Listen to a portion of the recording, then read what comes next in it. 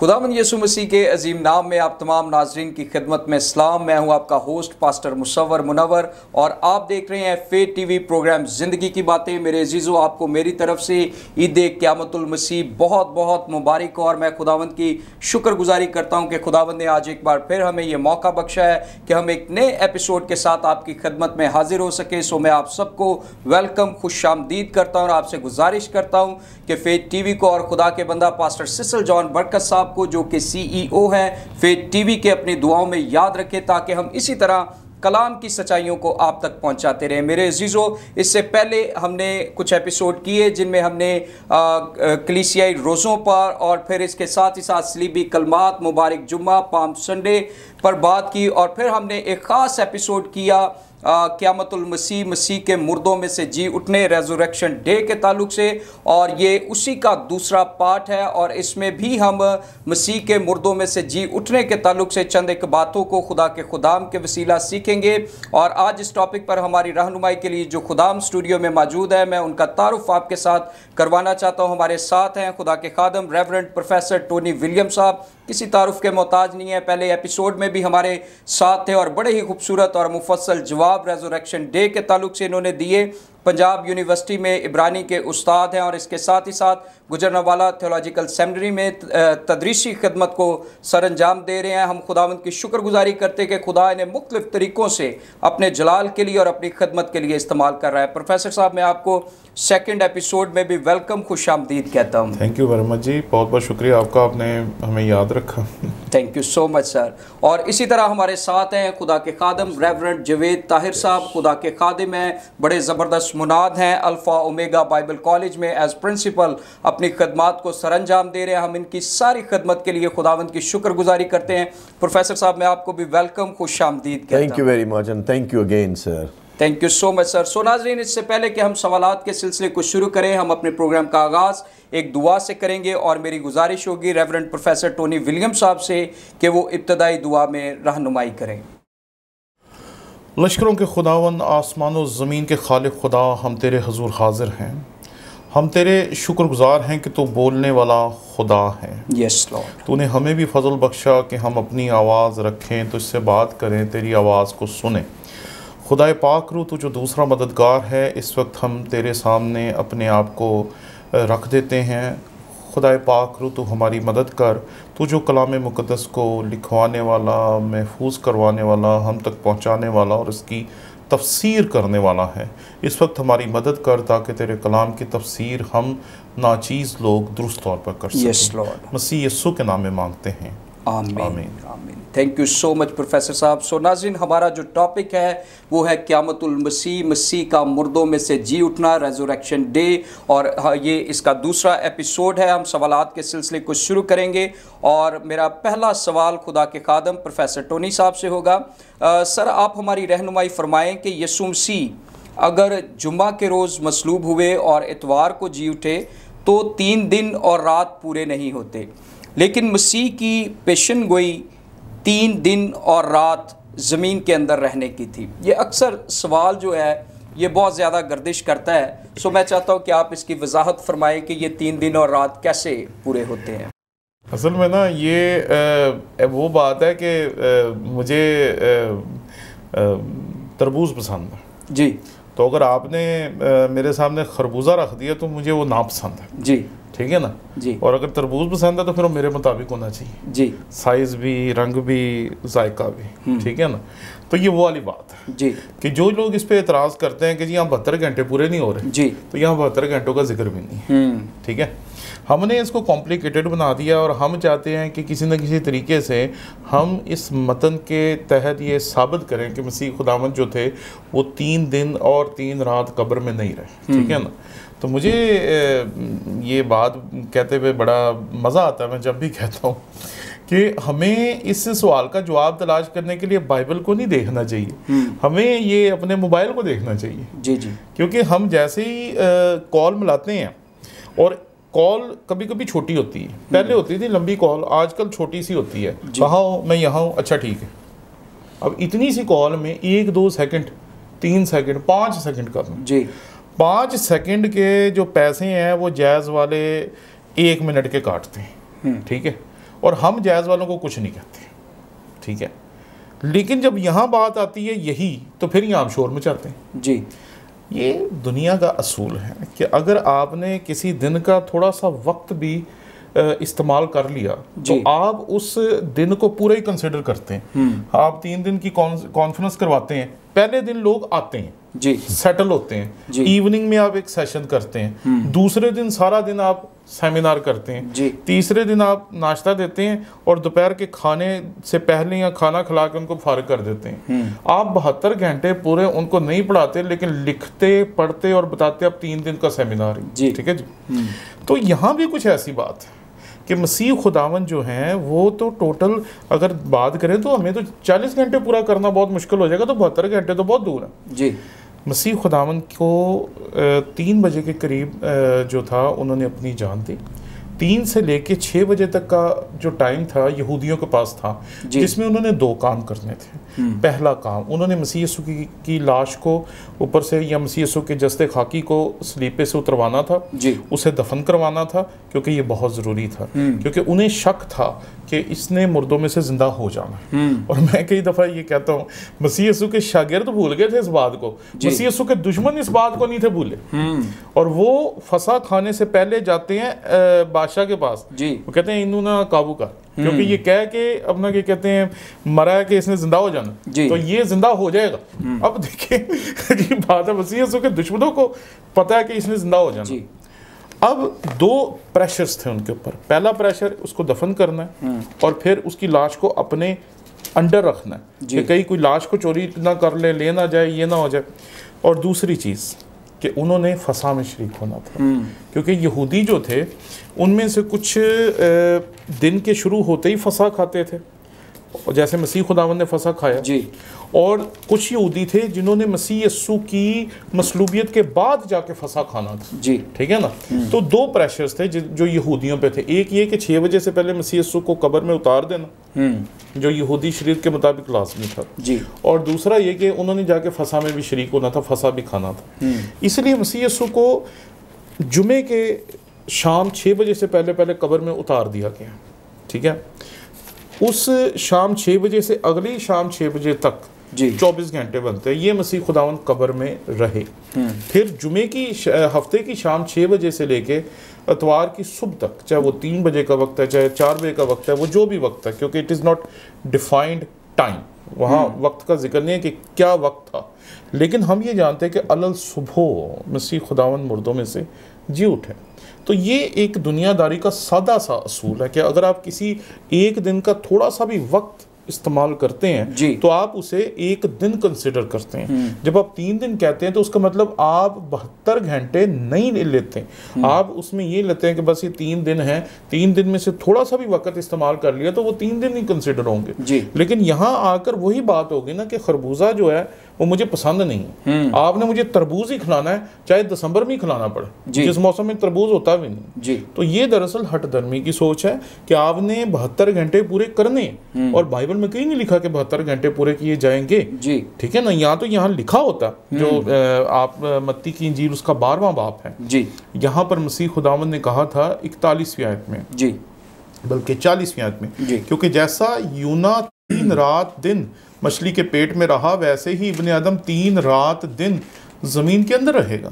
तो ये सादा सी बात है और सादा से लोगों के साथ की जा रही है। वो लोग जो थे वो हमारे जितने टेक्निकल नहीं थे कि जी अपना क्या कहते हैं एक दिन में 72 घंटे होते हैं, 72 घंटों में इतने मिनट होते हैं, इतने मिनटों में इतने सेकंड होते हैं जी। मसीह खुदावन उनसे बात नहीं थे कर रहे। ये 2022 की बात नहीं, या 23 की बात नहीं, ये सन 2000 कबल की बात है, आज से 2000 साल पहले की बात है। तब मसीह खुदावन बात कर रहे थे आम इंसानों से, और उन्हें ये समझा रहे थे कि भाई मैं 3 दिन कब्र में रहूँगा, और वो रहा भी, जिसके हम सब गवाह हैं, जिसके बारे में गुज़िश्ता आपके प्रोग्राम में भी बड़ी तफसील के साथ अपने शवाहिद और सबूत देखे, और आज भी खुदावन के फजल से हम देखेंगे कि वो जुमे की शाम को कब्र में उतारा गया जी।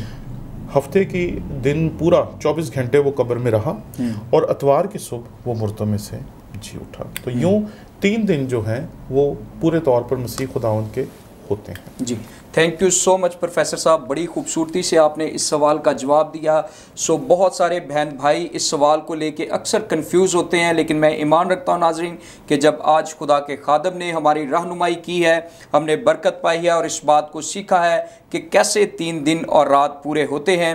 खुदावंद आपको बरकत दे। हम आगे बढ़ेंगे और मेरा नेक्स्ट क्वेश्चन खुदा के खादम प्रोफेसर जवेद साहब से होगा। सर, आप हमारी रहनुमाई फरमाएं कि मसीह के जी उठे बदन की क्या खुसूसियात हैं। यानी मसलूबियत से पहले अगर हम देखते हैं तो खुदावंद यीशु मसीह थकते भी थे, उन्हें प्यास भी लगती थी और फिर भूख भी लगती थी, और एक दफ़ा खुदावंद यीशु मसीह ने कहा कि जिस्म तो कमज़ोर है। तो क्या जी उठने के बाद भी खुदावंद यीशु मसीह का जिस्म वैसा है या तब्दील शुदा है? नाज़रीन, ये सवाल इस एतबार से इतना बहुत कॉम्प्लिकेटेड नहीं है कि हमें बाइबल से ख़ासा मवाद मिल जाता है जिसमें हम आपको जवाब दे सकेंगे। इसलिए 3 जो टेक्स्ट हैं आप उनको देख लीजिएगा। We can not go into the details of this text, लेकिन बिलखसूस जो जॉन की गॉस्पल है, मैंने भी आपके लिए खोली भी थी, let me open it again, कि वहाँ से allow me to begin my answer कि जब हम देखते हैं वहाँ तो वहाँ बिलखसूस क्राइस्ट की बॉडी का कुछ चेंज हमें नज़र आता है और it's very interesting change and notable भी है। यूहन्ना 20वां बाब 19वीं आयत। फिर उसी दिन जो हफ्ते का पहला दिन था, शाम के वक्त, जब वहाँ के दरवाजे जहाँ शागिर्द यहूदियों के डर से बंद थे, यीशु आकर बीच में खड़ा हुआ और उनसे कहा, तुम्हारी सलामती हो। Look at the body after resurrection. और ये कहकर उसने अपने हाथों और पसली को उन्हें दिखाया। बस शागिर्द खुदावंद को देखकर खुश हुए। आगे भी ये है 24 और 25 आयत भी आप पढ़ सकते हैं कि तोमा स्ट्रगल कर रहा था। यहां हम एक चेंज देख रहे हैं जी कि suddenly to enter in the room और दरवाजा बंद है and how can you enter. इसका मतलब ये हुआ कि इस जीवटे बदन में मैं और आप या खुदावंद भी जब जमीन पर थे तो इस तरह नहीं हो सकता था कि दरवाजे के अंदर से दाखिल हो जाएं। No evidence in the Bible, in the New Testament specially. लेकिन यहां हमें वाज़े नजर आता है कि खुदावंद उस रूम में एंटर हुए, जिस भी जगह वो हैं, they entered, Jesus entered in this room, और उनके बीच में आ खड़ा हुआ है। एक डिफरेंस हम जो देखते हैं कि जो पुरानी जो खुदावंद के उस बॉडी में और इसमें नजर आता है वो ये है कि इस बॉडी के साथ चेंज ही आया है कि हमें we need to open the door and enter, लेकिन ये बॉडी जो है उसको इस तरह की इन लिमिटेशन से ऊपर चली गई है जी। और इस बॉडी ने इस तरह, जब आपने बात की कि क्या भूख लगना, there is one incident in the Bible in the New Testament इसी चैप्टर में कि यीशु ने उनके साथ खाया। अच्छा, इसका ये मतलब नहीं है कि अब यीशु आसमान पर भी खाते हैं, नो नॉट एट ऑल। इससे हम कोई डॉक्ट्राइन एस्टैब्लिश नहीं करेंगे जी, कोई टीचिंग एस्टैब्लिश नहीं करेंगे। इट्स जस्ट एन और आपने टेक्स्ट का पर्पस भी जानना है। उस टेक्स्ट का पर्पस ये है उन्हें यकीन दिलाया जाए कि मसीह जी उठा है। तो उसमें जो थ्रस्ट ऑफ द टेक्स्ट है वो ये नहीं है कि साबित किया जा रहा है कि यीशु को जी उठने के बदन में भूख लगती थी।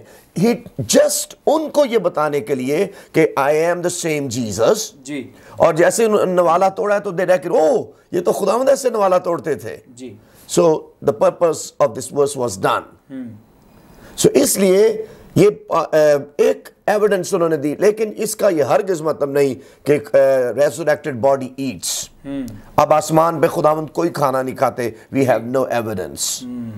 और वही बातें नहीं बयान करनी कि मैं तीसरे आसमान पर गया, मैंने यीशु के साथ जाकर वहां मटन कढ़ाई खाई। This is absolutely rubbish. आसमान पर ऐसा कोई फूड नहीं है, we live above the body. इसलिए प्लीज ऐसी तालीमात आपने नहीं कम्युनिकेट करनी। आई बिलीव हम तीसरे आसमान पर उठाए जा सकते हैं, हम ईमान रखते हैं खुदा आज भी फरिश्तों की जरिए कलाम करता है। I believe in all experiences but with in the limits of the Bible. फिर एक और फर्क, ये बदन की एक और बड़ी क्वालिटी ये है, कैन नॉट डाई अगेन। मसीह जो अब जी उठा तो दोबारा नहीं मरने का जी। सो आपने इसको समझना है, मसीह का ये जो बदन अब जिस बदन में है वो दोबारा नहीं मर सकता, वो ग्लोरीफाइड बॉडी है। एक और इस बदन की क्वालिटी ये है, वो जलाली बदन है। वो अपने बदन की मानंद हमें बनाएगा ना, तो क्राइस्ट की बॉडी ग्लोरीफाइड बॉडी है जी। तो हमें जो बॉडी अब जिस स्टेट में खुदाम की बॉडी, वो जलाली बदन है, इसलिए वो अंदर भी गया है, इज एवरीवेयर। ग्लोरीफाइड बॉडी की एक और क्वालिटी, जहां 2 या 3, अच्छा अक्सर लोग पता नहीं क्यों बदल देते हैं आयत को, कहते जहां 2 या 4, मैं कहा 3 ही काफी, मसीह ने 3 ही कहा था। जहां 2 या 3 मेरे नाम में जमा, मैं उनके बीच में हूं। जलाली बदन को सोने की जरूरत नहीं है, स्लीप मैं कह रहा हूं जी। सो इसलिए I think these evidences help us कि ये उसकी मेजर क्वालिटीज है। फिर एक और वर्ड भी हम यूज कर सकते हैं, ये बदन डिके नहीं होगा, ज़वाल का शिकार नहीं होगा। इस बदन में एजिंग प्रोसेस नहीं है कि 110 साल, 120 साल, 920, 990, एजिंग प्रोसेस इसमें नहीं है। क्योंकि मेरी थियोलॉजी ये है, दिस व्हाट आई अंडरस्टैंड, कि सिन जो है वो एजिंग प्रोसेस इंट्रोड्यूस करता है जी। सिन से हम डिके होते हैं, सिन से हम बीमार होते हैं, सिन की वजह से डिस्ट्रक्शन आती है। चूंकि क्राइस्ट की बॉडी में पहले भी नहीं था, आज भी नहीं है, सिन नहीं है, इसलिए वो एजिंग प्रोसेस से बाहर आता है। इसलिए ये basic this what I could research and study, और अगर मजीद आप खुदा ने कभी मौका दे तो वी कैन टॉक, लेकिन simply these are the differences कि जो रेसुरेक्टेड बॉडी है बेसिकली वो, या one more thing, I think it's above death now also. अब उसके जो डेथ का रूल है दुनिया में करता, वो इससे बालातर है। क्राइस्ट की बॉडी पर, जलाली बदन पर कोई इसकी अथॉरिटी नहीं है। और हम भी जब जी उठेंगे तो हमारी जिंदगी से मौत का राज खत्म हो जाएगा और हम फिर अब्दुल्लाबाद यीशु मसीह के साथ रहेंगे। Is this enough or okay? Thank you so much sir, खुदावंद आपको बरकत दे। बड़ी ही खूबसूरती के साथ आपने मसीह के जी उठे बदन की खुसूसियात को बयान किया और मैं ईमान रखता हूँ नाज़रीन आपने इसके वसीला से बरकत पाई है। हम आगे बढ़ेंगे और मेरा नेक्स्ट क्वेश्चन खुदा के कादम प्रोफेसर टोनी साहब से होगा। सर आप हमारी रहनुमाई फरमाएं कि ईस्टर या ईद क़यामतुल मसीह की दीन मसीहत में या ईमानदारों के नज़दीक क्या अहमियत है और क्या बाइबल इस ईद को मनाने की तालीम देती है? देखिए जी, मसीहियत का जो सबसे इम्तियाजी ईमान का जो हिस्सा है, जो जुज़ है, वो दरअसल मसीह यीशु का मुर्दों में से जी उठना है जी। बाकी तमाम चीज़ें जो हैं वो सानवी हैसियत रखती हैं और ये आपको खुतूत में मिलेगा, अमाल में मिलेगा। रसूल बार बार इस चीज़ की अहमियत को हमारे सामने रखते हैं कि बुनियादी चीज़ जो है वो दरअसल ये है कि मसीह यीशु मुर्दों में से जी उठा है जी।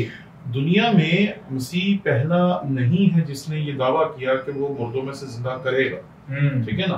बेशुमार मज़ाहिब ऐसे हैं जिन्होंने कहा कि उनके जो बानी हैं जब वो मुर्दों में से जिंदा होंगे तो वो अपने मानने वालों को भी मुर्दों में से जिंदा करेंगे, ठीक है। लेकिन आज के दिन तक तमाम बानी जो है वो कब्रों में जी। हम ये कहते हैं कि मसीह खुदावंद इस कायनात में वाहिद हस्ती है जिसकी सलीब, जिसका कफन और जिसकी कब्र खाली, प्रेज़ गॉड, और कोई ऐसी हस्ती नहीं है जिसके बारे में ये दावा किया जा सके, ठीक है। तो मसीह यीशु का मुर्दों में से जिंदा होना हमारे ईमान की रूह है, जिसको अगर हम नहीं अपने सामने रखते तो हमारे ईमान की जो इनफरादियत है या जो यूनिकनेस है वो खत्म हो जाती है, क्योंकि यही तो वो लासानियत है जो हमारे ईमान में है। क्योंकि दुनिया का हर मजहब जो है वो लोगों को उम्मीद देता है, हर मजहब जो है वो लोगों को उम्मीद बख्शता है। कोई मजहब ऐसा नहीं है जो उम्मीद नहीं देता, हर मजहब में उम्मीद मौजूद है, चाहे वो हिंदुइज्म हो, चाहे वो सिखिज्म हो, चाहे वो जैनिज्म हो। हर मजहब के अंदर यहूदियों के पास कितनी बड़ी उम्मीद है, वो आज तक मसीह का इंतजार कर रहे हैं। लेकिन बात सिर्फ उम्मीद की नहीं, दुनिया के तमाम मज़ाहिब सिर्फ उम्मीद देते हैं, मसीहियत जिंदा उम्मीद देते हैं, क्योंकि हम जिसकी तालीम देते हैं वो जिंदा है। और उसके बारे में हम बार बार एक ही बात कर रहे हैं आपके पिछले प्रोग्राम से आज तक कि वो जिंदा हुआ, वो जिंदा है और अब उस पे मौत का कोई गलबा नहीं है जी। तो ये हकीकत समझनी चाहिए कि मसीह खुदावंद का मुर्दों में से जिंदा होना मसीहियत का मरकजी मजमून है और मरकजी अहमियत का हामिल है। इस हकीकत को अगर हम अपने मजहब में से एक तरफ कर देते हैं तो बाकी हमारे पास रह क्या जाएगा। बाकी तो हम जो है या तो वो यहूदियत की तालीम जैसे या दीगर मज़ाहिब की तालीम जैसी हमारे पास तालीमात है, लेकिन मुनफरिद चीज़ ये है कि हमने मसीह खुदावंद को मुर्दों में से जिंदा होते हुए रसूलों की आंखों से देखा, उन्होंने किताब मुकद्दस में महफूज किया और आज तक हम इस बात के गवाह हैं। ईद का मतलब होता है ऐसा दिन जो बार बार आए जी। मज़ाहिब में ईदों का मफहूम ये था कि वाक़यात को बार बार दोहरा के उनकी अहमियत को खत्म ना होने दिया जाए। ठीक है, तो इसलिए अगर आप यहूदियों में देखेंगे तो उनकी चंद ईदों के अलावा बाकी तमाम ईदें जो हैं वो मुख्तलिफ वाक़यात की यादगारी की ईदें, ठीक है ना। जैसे उनमें ईद पोरीम है जो आस्तर के वाक़े की तरफ इशारा करती है। फिर आप यूहन्ना के खत में ईद तजदीद देखते हैं, वो 4वीं सदी क़ब्ल मसीह में जो इंताकस चहारम है, जिसको इंताकस एपिफनीस कहते हैं, जिसने हैकल को गंदा कर दिया था, उसके जो कब्जे से जब हैकल को छुड़ाया तो हैकल को दोबारा पाक किया गया था, इसलिए उसे ईद तजदीद कहते हैं जी। और जैसे उनकी नए साल की ईद है, वो नए साल की याद दिलाती है कि किस तरह खुदा ने सालों का आगाज करवाया था जी। तो ईद का मतलब होता है ऐसा वक्त जो बार बार आए। तो हम जब इस ईद को मनाते हैं तो हम साल में एक दफ़ा नहीं मनाते। ये एक बड़ी मुनफरद चीज़ है जो मैंने पिछले साल सीखी थी और आज आपके साथ भी मैं ये बताने की कोशिश करूँगा। ये जो ईद है ये हम हर साल नहीं मनाते। दरअसल रसूलों ने जब इस ईद की अहमियत को सीखा तो उन्होंने इस ईद को मनाने के दिन को ही दरअसल अपनी इबादत का दिन बना दिया। मसीह यीशु इतवार के दिन मुर्दों में से जिंदा हुए, सब्बत से अगले रोज। तो इन्होंने जब किया तो अगर हम करंथियों के पहले खत उसके 16वें बाब को देखें तो यहाँ आपको दूसरी आयत में मिलेगा, हफ्ते के पहले दिन तुम में से हर शख्स अपनी आमदनी के मुआफिक कुछ अपने पास रख छोड़ा करे ताकि मेरे आने पर चंदे ना करने पड़े। फिर अगर आप अमाल के 20वें बाब में देखेंगे तो आपको पता चलेगा कि इब्तदाई कलीसिया जो थी, इन्होंने शुरू में तो उन्हीं तरीक़ेकार को अपनाया था जिस तरह वो यहूदियों के साथ चल रहे थे, लेकिन जब रूल कुदस नाज़िल हुआ तो फिर रूल कुदस ने इनको तहरीक दी कि हमें दरअसल मसीह खुदावंद के मुर्दों में से ज़िंदा होने के दिन इबादत करनी चाहिए। तो ये कलीसिया का ऐलान है हर इतवार के दिन कि ये वो दिन है जिस दिन मसीह यीशु मुर्दों में से जिंदा हुआ था। तो इब्तदाई कलीसिया ने जब इतवार के दिन को इबादत का दिन मुकर्रर किया तो इसका मफहूम ये था कि हम इतवार के दिन को मना रहे हैं, ये वो दिन था जिस दिन मसीह यीशु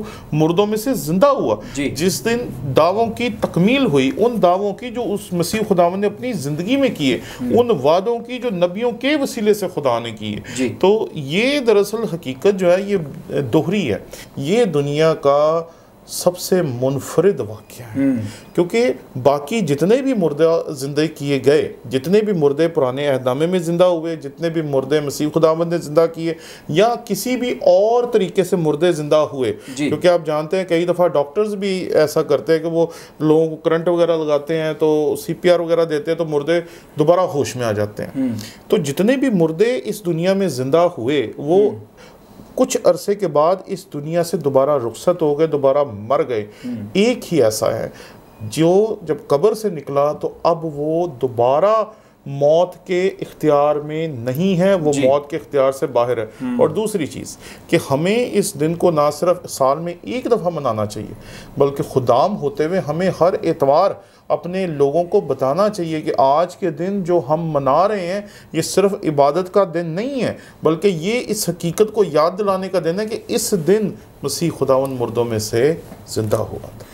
thank you so much professor साहब, बड़ा ही खूबसूरत जवाब। सो नाज़रीन, मैं ईमान रखता हूँ आपने इस जवाब के वसीला से बरकत पाई है और बड़ी खूबसूरत बात हमने खुदा के खादम के वसीला सीखी कि हमने ईद क़यामतुल मसीह यीशु मसीह का मुर्दों में से जी उठना, रेज़रेक्शन डे हमने साल में सिर्फ एक दफ़ा नहीं मनाना बल्कि ईमानदार हर इतवार मसीह के मुर्दों में से जी उठने को सेलिब्रेट करते हैं। हर एतवार की प्रस्तिश इबादत जो हम खुदावंद की करते हैं वो इस बात की दलील सबूत है कि यीशु मसीह मुर्दों में से जी उठा है। हम आगे बढ़ेंगे और मेरा नेक्स्ट क्वेश्चन खुदा के खादम प्रोफेसर जवेद ताहिर साहब से होगा। सर, आप हमारी रहनुमाई फरमाएं कि मसीह मुर्दों में से जी उठने वालों में पहलौठा है, इससे क्या मुराद है? मैं चाहता हूं कि मैं इस वर्ष को पढ़ भी दूं। ये कुलूसियों के खत उसके पहले बाब की 18वीं आयत है। लिखा है, वही इब्तदा है और मुर्दों में से जी उठने वालों में पहलौठा, ताकि सब बातों में उसका अव्वल दर्जा हो। फिर यही हमें थॉट जो है या यही बात हमें मुकाशफा पहले बाब की 5वीं आयत में भी मिलती है। मैं चाहता हूं आप इसकी वजाहत फरमा दें। Thank you sir, this is wonderful question, क्योंकि अक्सर हम इसके बारे में सोचते हैं कि इसका क्या मतलब है कि क्राइस्ट पहला फल है। आइए मेरे साथ पुराने अहदनामे में पहले चलें। अहबार 23वां बाब, उसके मैं सारा नहीं पढ़ूंगा क्योंकि ये 23वें बाब की 9वीं आयत से लेकर 14वीं आयत तक आपने खुद पढ़ना है, मैं नहीं पढ़ूंगा। I would just read part of it, 1 verse में मैक्सिमम। 11वीं आयत, और वो उसे खुदावंद के हुजूर हिलाए ताकि वो तुम्हारी तरफ से कबूल हो, और काहिन उसे सबत के दूसरे दिन सुबह को हलाए। This is very very interesting text, इस सेंस में कि क्राइस्ट के बारे में न्यू टेस्टमेंट बिल्कुल वाज़े है कि वो हफ्ते के जो सबत का second day, I mean Sunday है, उस दिन जी उठे थे। और ओल्ड टेस्टमेंट की जो ईद है, ये जो फर्स्ट फ्रूट या पहले फलों की ईद है, ये एग्जैक्टली क्राइस्ट में फुलफिल होती है। सो ऑलरेडी ये इस जो फीस्ट है, इसकी परफेक्ट जो है फुलफिलमेंट वो क्राइस्ट खुद है, और वो पहलोठा है। अब इसका मीनिंग क्या, व्हाट इज द मीनिंग? उस जमाने में सिंपल था। उस जमाने में स्प्रिंग में 3 फेस्टिवल्स मनाते थे, वो 3 ईदें मनाई जाती थी। और शुक्र खुदा का, मोसेस ने यहां बहुत ऑर्डर के साथ, रिलीजियस ऑर्डर के साथ लिखा है। पहले वो ईद फसह मनाएंगे, फिर वो पहले फलों की ईद मनाएंगे, देन वो पेंटिकॉस्ट की ईद मनाएंगे। सो ये तीनों ईदें आज हम भी स्प्रिंग में से गुजरे हैं, सो वो स्प्रिंग में ही मनाते थे जी। और सेकंड, ये संडे का दिन, this is important for us in the new testament. We do not worship Sunday, we do not worship Monday, we do not worship Tuesday, Wednesday. No, we worship Jesus. Yes. लेकिन resurrection is already has been written कि वो किस दिन जिएंगे। Third day means third day. We are not here to prove 72 hours. हम 72 hours की जंग नहीं लड़ रहे। हम तो ये कह रहे हैं वो तीसरे दिन जी उठा था, जिसने फरमाया सो वो जी उठा था। अभी टोनी साहब ने यही फरमाया था। So we need to understand के व्हाट इज द मीनिंग। और पहले फल का पहला मतलब मैं आपके लिए नंबर 1 ये है, उस जमाने में जब वो पहला पूला काट लिया जाता था और फिर हिला दिया जाता था, तो इसका मतलब है अभी नई फसल आएगी और मजीद हार्वेस्ट आएगी जी। और आज हमारे लिए इसकी सादा मिसाल यह है, अभी हमें पाक रूह बयाना में दिया गया है। It's just a token, remaining is coming.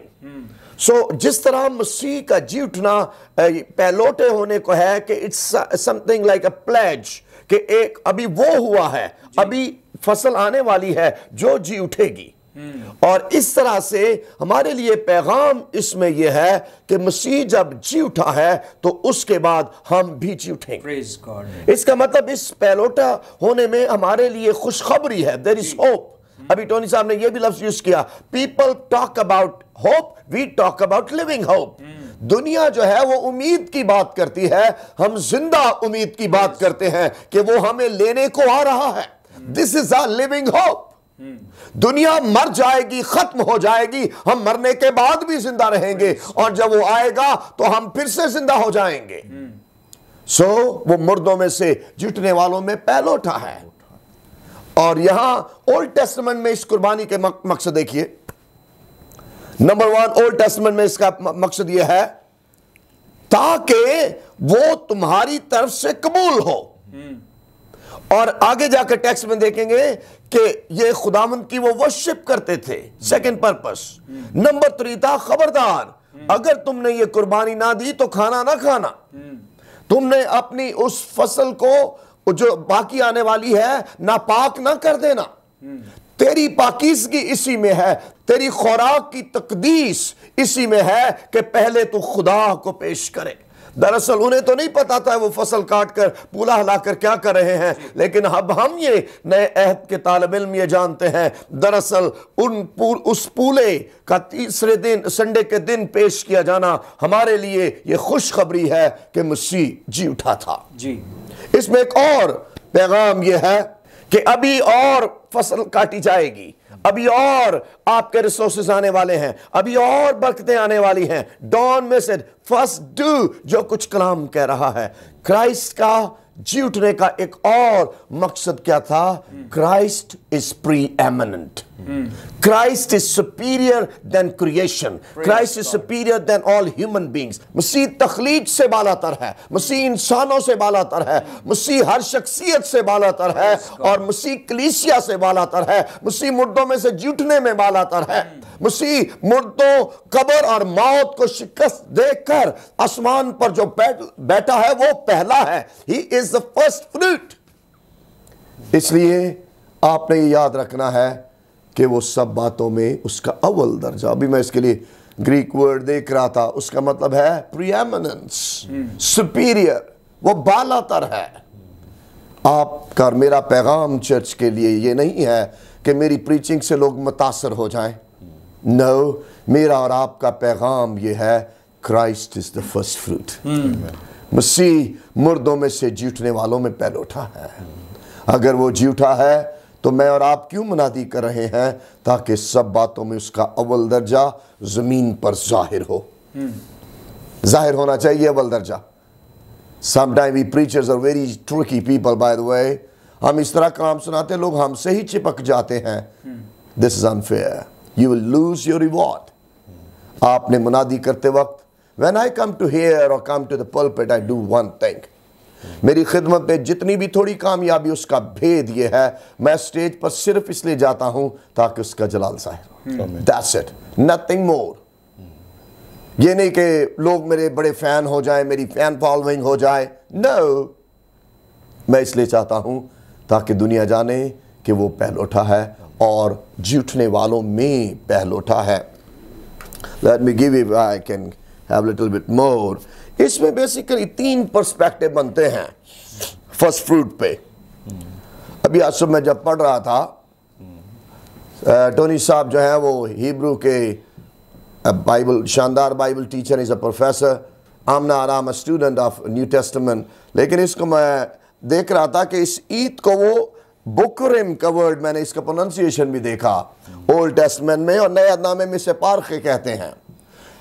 Interestingly इसके 3 पर्सपेक्टिव बनते हैं, ancient, Hebrew and Christian perspective. Ancient ये है, ये ईद, इस तरह की ईद यूनानी भी मनाते थे। नंबर 2 हिब्रू पर्सपेक्टिव, अभी हमने पढ़ा कि वो ये पहली ईद के बाद दूसरी ईद उनकी ये थी, और ये स्प्रिंग सीजन और बहुत इंपॉर्टेंट ईद थी। इसका मतलब पूरे साल खाना नहीं खाएंगे अगर वो ये ईद नहीं मनाएंगे। तीसरा पर्सपेक्टिव क्रिश्चियन पर्सपेक्टिव है, वो ये है कि मसीह मुर्दों में से जी उठने वालों में पहले उठा है। वो जो ही इज द, वो जो पहले फलों का पूला है वो यीशु मसीह है। वो हिलाया गया है और वो जी उठा है। इसलिए मैंने और आपने इन तीनों पर्सपेक्टिव्स को समझना है। बिलखुसूस हिब्रू पर्सपेक्टिव अहबार 23वें बाब में, और क्रिश्चियन पर्सपेक्टिव अभी कुल से पहला बाब 18वीं आयत पढ़ी, फिर हम 1 Corinthians 15 में भी इसको देख सकते हैं कि वो पहला फल है। इसका मतलब है he is the top priority. उसकी वो सबसे वो एक बड़ा मज़मून मशहूर चलता है, फजीलत मसीह। वहाँ भी हम फजीलत मसीह देखते हैं। फिर हिब्रू के एपिस्टल में फजीलत मसीह है कि he is superior than all. So खुदा करे वो हमारी ज़िंदगियों में उसका अव्वल दर्जा हो, हमारी पर्सनल लाइफ में, हमारी फैमिली में, हमारे चर्च में, हमारी मिनिस्ट्री में, हमारे फाइनेंसेस में। काश और मेरी दुआ है कि खुदा मेरी और आपकी मदद करे कि हमारी ज़िंदगी के हर पहलू में उसका अव्वल दर्जा हो। जब उसका अव्वल दर्जा हो जाएगा, मैं आपको किताब मुक़द्दस की रोशनी में खुशखबरी दे रहा हूँ, आपके बहुतेरे दर्जे जो अव्वल नहीं हैं वो अव्वल हो जाएंगे। जहाँ हम दोइम हैं, सोइम हैं, चहारम हैं, पंजम हैं, शशम हैं, हफ्तम हैं, हश्तम, जो भी आप हैं, आई गारंटी खुदा आपको घूरे से उठाकर तख्त पर बिठा देगा। आपके हालात बदल जाएंगे, आपके माली हालात, आपके ख़ानदानी हालात, आपके क्लीसियाई हालात, जहाँ स्ट्रगल्स हैं, चैलेंजेस हैं, परेशानियाँ हैं, जब उसका अव्वल दर्जा होगा जिसका है, जब उसका अव्वल दर्जा होगा जिसका है, तो जब हमारा दर्जा ठीक नहीं है, आपको जिस दर्जे पर उसने रखा है इसकी पहचान भी लाजिम है। आपका क्या दर्जा है? मुझे अफसोस है पेंटिकॉस्टल वर्ल्ड में हर बंदा लीडर बनना चाहता है। अरे सब लीडर होने के लिए नहीं बुलाए जाते। तिमोथियस रहेगा, पॉल रहेगा। मेरी दुआ है हम इस भेद को जाने। मैंने एक बहुत साल पहले किताब का तर्जमा किया, उसमें उसने क्या लिखा, the biggest problem in the mission field is this, nobody wants to be second, everybody wants to be on the front line. मेरी दुआ है कि आपको जिस दर्जे पर खुदा ने रखा उस पर रहें। मसीह अव्वल दर्जा है, मेरा और आपका दर्जा जो है उस पर है। जो बुलावा है उसमें काम करें, जो खिदमत में उसकी पूरी करें। लोगों की दौलत देकर कीड़े ना निकालें। पादरी के पास दौलत आ गई, उस पर कीड़े निकाल दिए ना। जो जिसके पास उसने उसका हिसाब देना है। आदिल मुनसिफ एक ही है, उसका नाम यीशु है, और ये वही है जो मुर्दों में से जी उठने वालों में पहल उठा है। उसकी बरकतें, उसका जलाल, उसकी हजूरी, उसके वादे सदा आपकी ज़िंदगी में पूरे होते रहें। यकीनन वो मुर्दों में से जी उठने वालों में पहल उठा है। God bless you.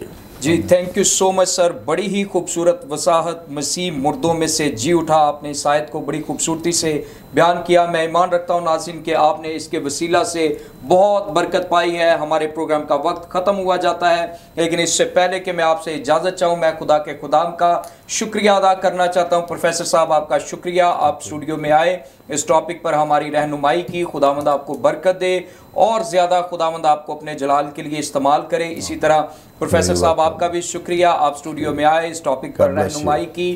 खुदावंद आप दोनों खुदाम को कसरत के साथ अपने जलाल के लिए इस्तेमाल करें। सो नाज़रीन, मेरी आपसे गुजारिश है, फेथ टीवी यूट्यूब चैनल को सब्सक्राइब करें, दोस्तों के साथ शेयर करें, देखते रहें फेथ टीवी प्रोग्राम जिंदगी की बातें। God bless you all.